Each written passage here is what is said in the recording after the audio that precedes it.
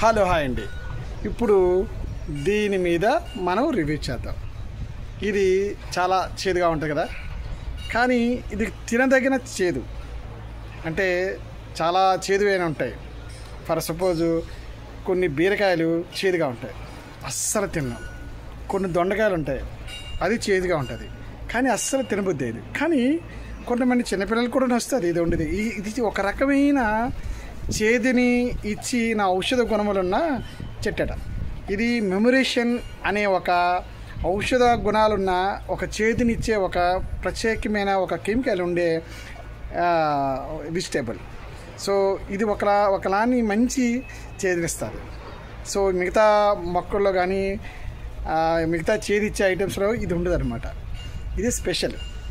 So ఇది తింటే ఆరోగ్యానికి మంచిది కూడా.